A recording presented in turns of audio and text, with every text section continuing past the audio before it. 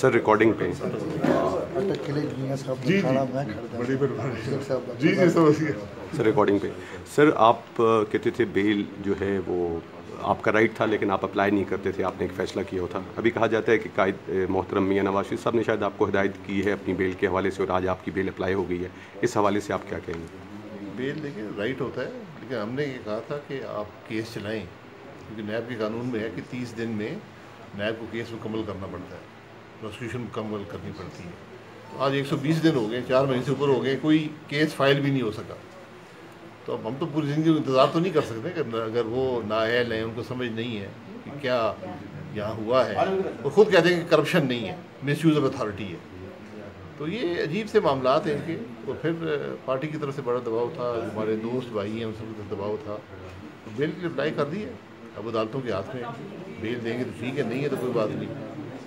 اچھا, دوسری چیز سر آپ سے یہ بھی جاننا چاہیں گے کہ ابھی پاکستان مسلم لیگ کے اندر آپ اور خواجہ صاحب کے درمیان شاید کہا جاتا ہے کوئی اختلافات پائے جاتے ہیں, اس کی تصدیق کریں گے آپ, یا آپ سمجھتے ہیں کہ کوئی اختلافات نہیں ہے؟ یہ پتہ نہیں کس نے یہ بات شروع کی ہے. یہاں کوئی اختلافات نہیں ہے, وہ پارلیمانی پارٹی کے لیڈر ہیں, یہاں کوئی ایسی بات نہیں ہے. اور موجودہ حکومت کو آپ کیا سمجھتے ہیں, یہ اپنا ٹینیور مکمل کر پائے گی یا ان ہاؤس کوئی چینج کی توقع ہے؟ موجودہ حکومت کا ہر دن اس ملک پہ بھاری ہے. آپ نے صرف اس مہینے میں دیکھ لیا کہ آٹے کے نرخ کہاں پہنچ گئے جنوری کے اندر.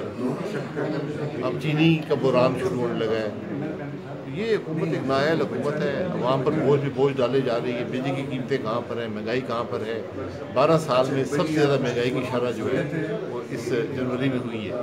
یہاں پر جو دیہی علاقے ہیں اس کے اندر 24% مہنگائی ہوئی ہے پچھلے سال کے مقابلے میں. یہ معمولی بات نہیں ہے, لیکن حکومت کو پرواہ ہی نہیں ہے. یہاں کوئی اثر نہیں ہے, حکومت نظر نہیں آتی, کوئی پالیسیز نہیں ہے.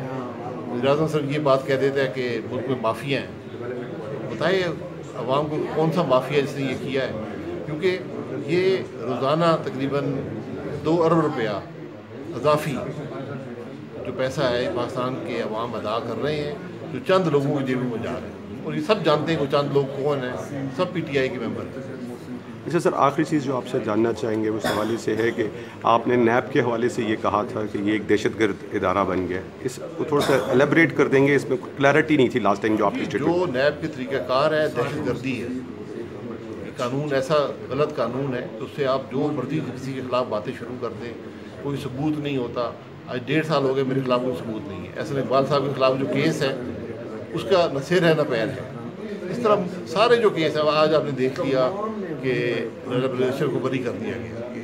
جس آدمی کی 6-7 سال آپ نے بدنامی کی, ہر قسم کے الزامات لگائے, آج کوئی اس کے خلاف بات نہیں ہے. تو یہ اس کو بند کرنے کی ضرورت ہے. ان کو چاہیے کہ معافی مانگے لوگوں سے جو انہوں نے ظلم کیے ہیں, جس طرح لوگوں کو بدنام کیا ہے, لوگوں کی زندگیاں تباہ کی ہیں. آج کوئی سرکاری افسر کام کرنے پہ تیار نہیں ہے, ملک نہیں چل رہا. یہ سب نیب کی دہشت گردی ہے. Thank you sir.